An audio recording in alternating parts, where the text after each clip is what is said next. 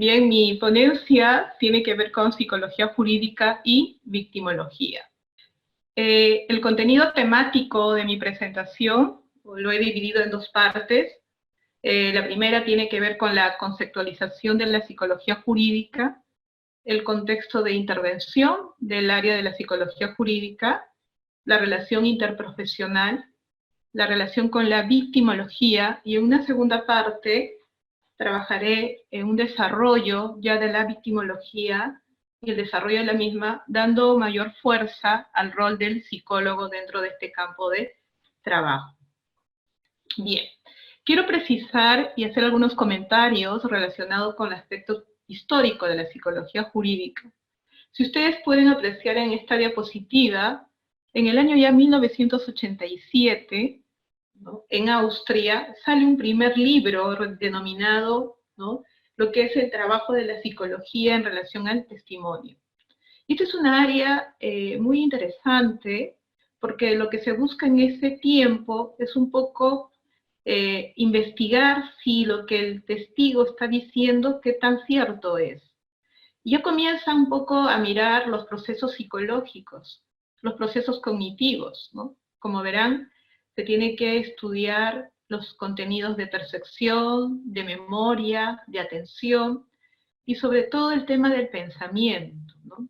Entonces ya en esos años, en Europa, la psicología va teniendo ya un espacio importante que va a ir ayudando al magistrado, en otras palabras, a la administración de justicia, para tener una mejor resolución de los casos. En el año 1926 se interesan básicamente por los estudios de los testigos juveniles en casos de abuso sexual. Por ese tiempo hay una gran, ¿no?, data de casos de abuso sexual, recordando que la psicología jurídica es un área que va partiendo de la psicología social. Recordemos que la psicología social, sus temas de interés tienen que ver con una psicología colectiva, con una psicología de masas, y en todo ese escenario del comportamiento social, evidentemente que hay una irrupción de normas del comportamiento. Y se comienza ya uno a preocupar, ¿no?, por los delitos que se van dando en ese escenario. Entonces comienzan a salir documentos, ¿no?, manuales, como por ejemplo el de Bidet, que habla sobre los procesos de psicología del testimonio. Entonces, una primera etapa de desarrollo de la psicología jurídica tiene que ver básicamente con las investigaciones del testimonio. Y claro, esto ustedes lo verán que es más en Europa, porque ellos tienen un modelo de justicia distinto al nuestro. Un modelo de justicia que tiene que ver con una psicología de jurados, donde en primer lugar tienen que evaluar la capacidad del testigo. O sea, si este testigo está en capacidad de hacer un testimonio, sea un testigo de un niño, un adolescente, o una persona adulta, ¿no? Primero pasa por un proceso de, digamos, de filtro psicológico para poder darnos cuenta si esta persona está en capacidad de atestiguar. Si no fuera el caso, ¿no?, entonces no atestigua, o si lo hiciera en una condición que no tenga que hacerlo, entonces ese testimonio se invalida. Por ejemplo, ahora, ya en nuestro país, a raíz de los cambios normativos que hemos tenido, ¿no?, de un modelo inquisitivo a un panorama más acusatorio que tiene que ver con la oralidad del caso, porque ya los jueces no estudian expedientes, sino personas, ¿no?, donde hay una participación muy activa de las personas en un proceso judicial. Entonces ahora en estos tiempos ya la psicología del testimonio, que es una área de la psicología jurídica, está tomando mucho interés y mucha, digamos, motivación, ¿no?, de investigación, básicamente para el derecho penal, ¿no? Mire, en el año 1932, en España, sale el primer manual de psicología jurídica del doctor Emilio Mira y López, ¿no? Él es, digamos, un gran tratadista que investiga, ¿ya?, el abordaje del comportamiento del hombre, ¿no?, su conducta desadaptativa en relación a la norma, lo que va pasando en la mente del hombre, y comienza un poco a darle un giro distinto, ¿no?, a la psicología jurídica. Recordemos quizás que los primeros estudios, ¿no?, del comportamiento delictivo están dados con los estudios lombrosianos, ¿no? Los estudios lombrosianos en los cuales hace notar que la persona que comete algún tipo de delito en agravio de otros, ¿no? Está asociado con un estudio morfológico, con un estudio físico de la persona, ¿no? Entonces, se pasa de ese escenario ya a un escenario mucho más científico, ¿no? Con respecto al estudio, ¿no? Del comportamiento infractor o el comportamiento delictivo. Me parece importante precisar y conocer un poco qué entendemos de la psicología jurídica, ¿no? Han habido y hay varios, digamos, estudios al respecto. Vamos a encontrar muchas definiciones de la psicología jurídica, ¿no? Desde sus fuentes europeas, de sus fuentes, ¿no? Americanas, desde sus fuentes latinoamericanas. Nos vamos a encontrar, y eso obedece mucho también al modelo, ¿no? De justicia que tiene cada país.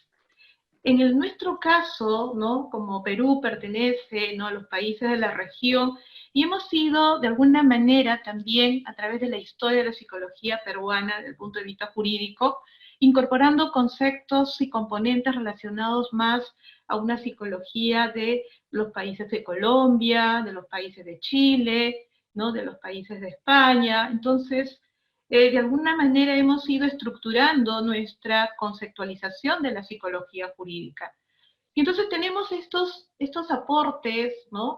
De qué podemos entender de una psicología jurídica, que en estos tiempos podemos hablar de una psicología jurídica más abarcativa, ¿no? Yo diría una psicología jurídica más desarrolladista, e incluso ahora que estamos con todo un tema, ¿no? digamos, en el cual vivimos actualmente, implica todo cambios, ¿no? Digamos, epistemológicos de lo que vamos a entender de una psicología jurídica. No me voy a detener a hablar de estos aspectos porque me centro más en el tema aplicativo, ¿no? Pero sí tenemos que tener en cuenta que cuando hablamos de una psicología jurídica, ¿no? No necesariamente tiene que haber una relación muy estrecha con el derecho, ¿no? Porque a veces uno la palabra jurídico lo atribuye, ¿no? al ámbito legal, ¿no? al contexto legal, al contexto jurídico y al de las ciencias políticas, ¿cierto? Yo creo que tenemos que ir más allá, ¿no? Porque este concepto jurídico no es un atributo esencialmente del legislador o del abogado. El término jurídico como tal, ¿no? Es un término en el cual la persona tiene que conocer de todos sus derechos. Y al conocer nuestros derechos, nosotros podemos reclamar la aplicabilidad de los mismos. Podemos reclamar, ¿no? digamos, cómo están dándose estos derechos. Entonces, podemos decir que la psicología jurídica, ¿no?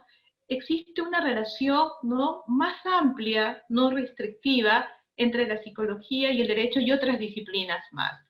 ¿En qué sentido? ¿no? En el estudio no explicativo de la conducta de la persona que está en un proceso jurídico, en la promoción también psicoeducativa de las leyes, de la evaluación de las personas que están en un proceso legal, de la prevención, ¿no? desde una mirada más de psicología resocializadora, ¿no? y sobre todo ¿no? entender el comportamiento de la persona, no solamente del agresor y no solamente de la víctima, ¿cierto? Porque cuando uno comienza a realizar un estudio, ¿no? desde el agente infractor o desde la victimología, al final estamos haciendo ¿no? un estudio empírico que va a tener una gran relevancia en la comunidad, ¿no? No solamente psicológica, sino ¿no? en la comunidad científica.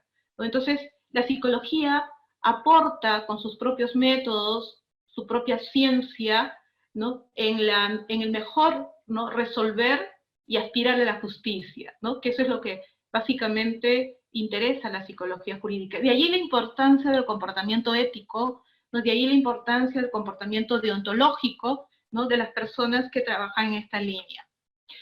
Me parece también importante hacer precisiones con respecto a una distinción entre lo que es la psicología jurídica y la psicología forense.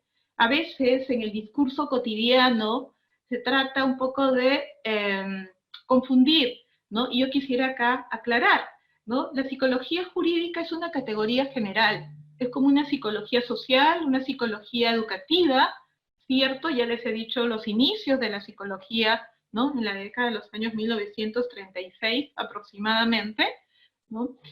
sino que en la cotidianidad de la noticia, ¿no? De lo que básicamente los medios de comunicación toman la noticia y lo difunden, se conoce más, ¿no? Del rol que puede realizar un psicólogo forense, ¿no? El psicólogo forense, que su rol básicamente, como dice la doctora Ángela Tapias, ¿no? Básicamente su rol es la realización de las evaluaciones psicológicas que son solicitadas por las autoridades competentes. Es una evaluación especializada, es una evaluación específica, ¿no? Cuyo proceso se va a traducir en un informe psicológico, ¿no? En una pericia o un dictamen pericial. Y este informe tiene un valor de prueba, de ahí la gran responsabilidad y la gran potencia del impacto de la psicología forense dentro de la administración de justicia. ¿Por qué? Porque ese medio de prueba, que es un informe psicológico, pero que tiene básicamente, ¿no? La fundamentación jurídica, ¿no? Por eso es que le ayuda al juez a tomar una mejor decisión, pero colabora, ¿no? Es digamos, un trabajo colaborativo, no es un trabajo decisorio, no es que el juez vaya a tomar una decisión, ¿no? Totalmente directa en función al resultado del informe, no, sino que el juez tendrá que evaluar, entre otras piezas probatorias, el informe del psicólogo forense, ¿no?